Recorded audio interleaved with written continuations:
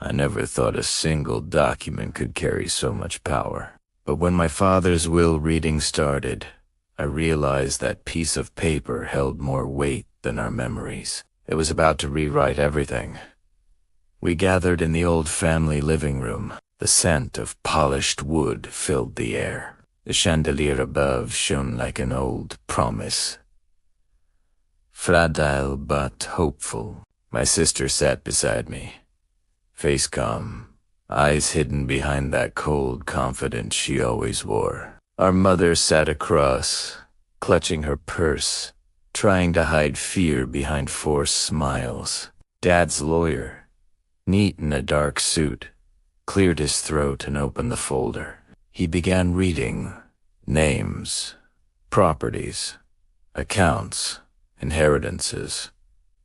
At first, it seemed normal. A house here, a savings account there. Each sentence felt like a breath held too long. Then came the shock our family home, the one we grew up in. Wasanti assigned to me, or to Mom. It was assigned solely to my sister. No mention of me. None for Mom. My heart stopped. My mother's hands trembled. My sister smiled politely, nodding, like nothing had changed.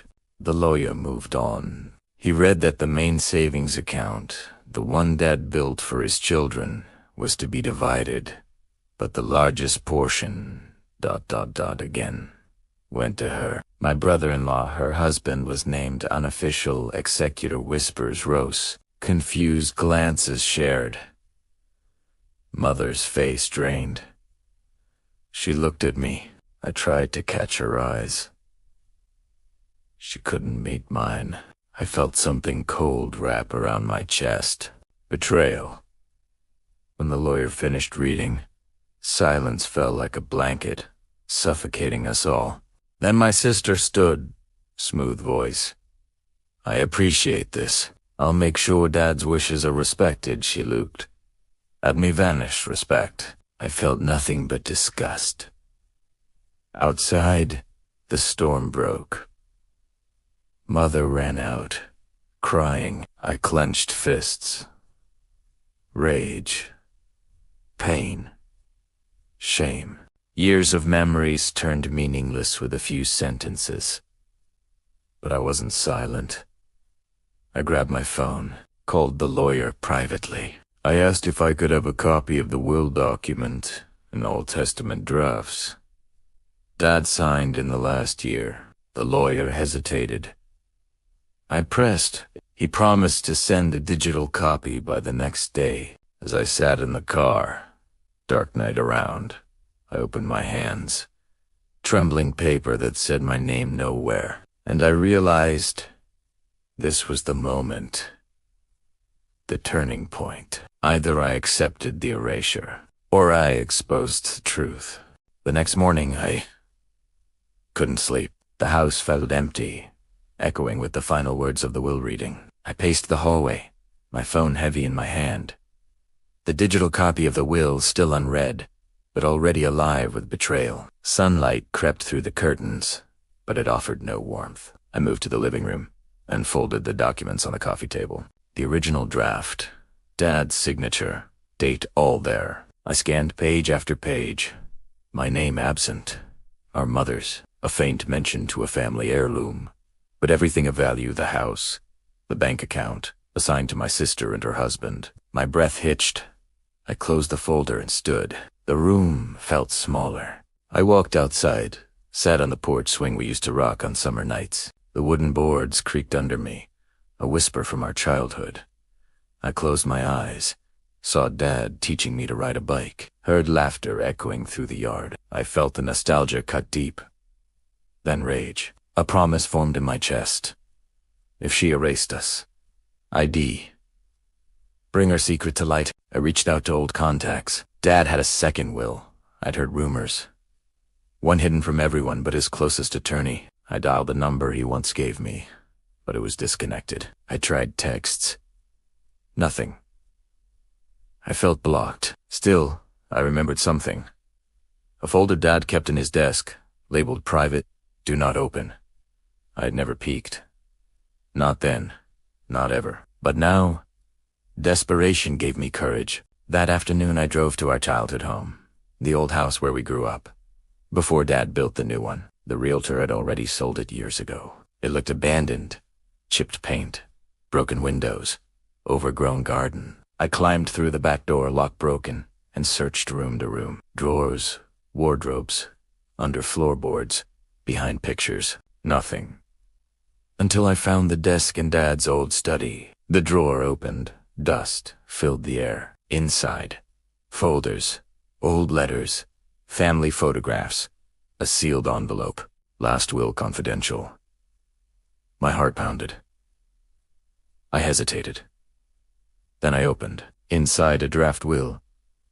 Date, a month before Dad died. And at the bottom, in his own handwriting, "I leave everything to my children, equally. In the event of any disputes, the original signed copy in my safe deposit box is to prevail. The names, mine, my sister's, mother's, all equal shares." I sat there, knees on the dusty floor, envelope trembling in my hand. Tears came unbidden. Rage, betrayal, grief, all mixing until I felt numb. I packed the envelope, left the house without looking back. I drove straight to the lawyer's office. She looked at me with confusion when I walked in holding old papers, dust-stained. I laid everything on her desk. The draft will, photos, original documents. I explained quietly, calmly. She listened, brows furrowed. She nodded. "This changes everything," she said. "We needed proof, date stamps, the envelope seal, authentication." She said she could file a challenge to the will reading, based on fraud and forgery, that my sister might have swapped the wills, presented the wrong document. I asked, "What about Mom?" She placed a hand gently on mine. "Mom gets what she deserves." It felt like justice whispering hope. That night I sat at Mom's house, her eyes red, voice soft. I showed her the draft will. "Say," Guspeth clutched her chest. Old memories, fights, reconciliations, promises flashed in her mind. She cried silently, then looked at me. "How could she?" I held her hand. "We won't let her get away with it." Over the next days, we gathered proof. Old photographs, bank statements, property receipts, signatures, court papers. We filled the attorney's request. We sent certified mail. We logged calls. We built a case not just on ink and signatures, but on truth. Meanwhile, my sister acted like everything was normal. She sold the house she inherited, applied for new credit lines, pulled out money from the bank account. She acted like she was free, like she had won. She didn't count on the draft will, the papers hidden in dust, the truth buried under time. Because when people trust luck and lies, evidence becomes their reckoning. The court date was set. We had just 2 weeks. In that time, tension tightened around every conversation. My sister ignored my calls, and when I sent her a message about the court hearing, she left it unread. The morning of the hearing, I dressed in black, not out of mourning, but of purpose. My mother came with me, her hands trembling. She hadn't seen my sister since the day of the will reading. As we walked into the courtroom, we saw her sitting there flawless, confident, wearing pearls she once said were too old-fashioned. My sister had changed, or maybe she had always been like this, and we were just now seeing her for who she really was. Her lawyer stood tall, arrogant even. Ours was calm, prepared. The judge entered, papers shuffled. The session began. My sister's team argued that everything was in line. The will was signed, witnessed, and followed. They presented documents, stamped, sealed. Then our lawyer stood. She calmly opened her folder. "Your Honor," she began, "we have reason to believe the will presented at the initial reading is not the final intent of the deceased." The courtroom quieted. She laid out the timeline, the discovery of the handwritten draft, the label, the safe deposit box Dad had once mentioned. Then, she placed a forensic report on the desk, confirming the ink and signature matched the official records from the month prior to Dad's passing. My sister shifted in her seat. Her lawyer whispered to her. Her face dropped. "Then," our lawyer said, "and we'd like to call a witness." I stood, walked to the front, raised my hand, swore the oath. I began recounting everything. The broken drawer, the dusty documents, the memory of Dad's voice telling me, if anything happens to me, trust what I leave behind. I told the truth every word. And then came the surprise. The judge looked over the documents. His brow furrowed. He turned to my sister. "Do you have any explanation for why two conflicting wills exist, and why the most recent was never submitted?" She stammered. I only saw the one." That's the one the lawyer had. But the lawyer she referred to had no record of submitting any will. That lawyer had left the firm a year ago and had no affiliation with the estate. It was clear. Someone had switched the will. Someone had buried the draft. Someone had tried to rewrite history. The judge leaned back. "I am ordering an investigation. In the meantime, distribution of the estate is frozen." My sister's face collapsed. Outside the courtroom, I saw her sitting on a bench, staring blankly at the floor. I walked past her. For a moment, I paused. "Say, look it up." "You didn't have to lie," I said softly. She didn't answer, just looked away. Later that evening, I sat with Mom. We were a kid.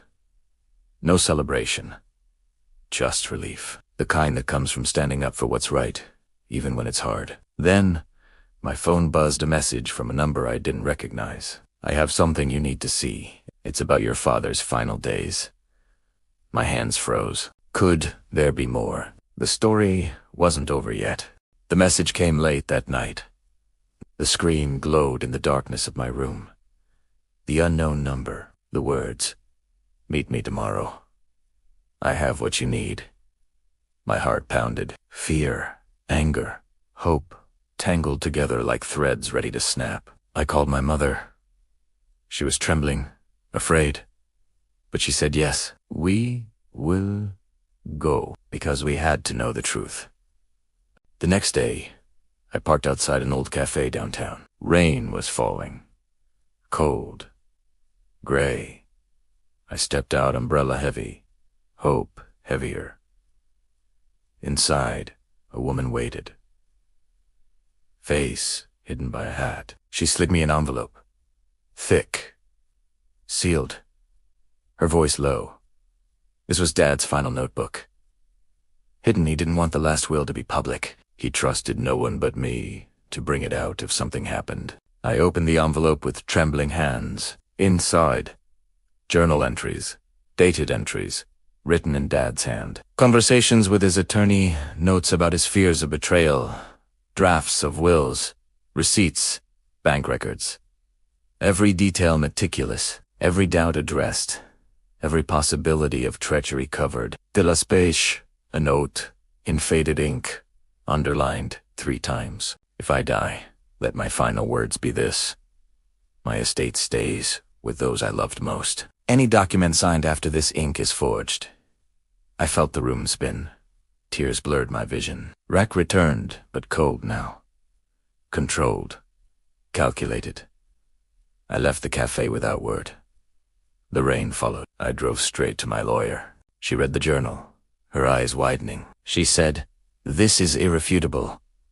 The forged will, the sealed envelope, the cover-up, all revealed." A week later, our sister received a subpoena. The media was involved. Justice watchers, family rights groups, voices demanding answers. The house, the bank, money, everything frozen. The forged will declared. Now, we held a press conference. I stood beside my mother. I read the journal's final note on camera. The world listened. Some cried. Some hated. But many saw the truth. Our pain became a warning. A lesson. My sister didn't show up. Her husband was nowhere to be found. Day Bunny said no more parties with money stolen. No more claiming what wasn't theirs. Months passed. The house, Now ours again, felt real. The paint still fresh, the windows clean. But it wasn't just about walls and roofs. It was about trust, truth, justice. One Sunday, I walked through the rooms. I touched the walls. I walked under the old oak tree in the yard, the one Dad planted when I was a child. Leaves rustled. Light filtered through branches. I closed my eyes, took a deep breath. I opened the front door and walked toward the mailbox. I changed the nameplate. My name, not his. Mine. Inside, I sat at the kitchen table. The letter Dad had tried to protect sat, sealed on the table, the one from the unknown informant. I folded it gently, placed it beside old photographs, family photos, the ones he valued. I stared at one, me, my sister, Dad, Mom, all smiling, all together. I closed my eyes. I whispered, "We're home." Then I opened my laptop and began typing. Not the story of betrayal anymore, but the story of survival, truth, and justice. I titled the video, "I Exposed the Lies and Got My Family Home Back." In the comments, hundreds of messages. You gave them the justice they deserved. Thank you for standing up for what's right. He didn't just lose a house. He lost his soul. I closed the video. No dramatic music. No slogans. Just silence. Because some endings don't need noise. They need truth. To anyone watching this, maybe you were betrayed. Maybe you were erased. Maybe you sat there as they signed papers, as they rewrote your history. But listen to me. Truth exists. Evidence can be found. The fight is worth it. Stand up. Speak out. Show the world your side of the story. Because sometimes, justice isn't about revenge. It's about restoring dignity. We closed the case. We reopened our lives. And we walked away stronger. Together. Finally home again.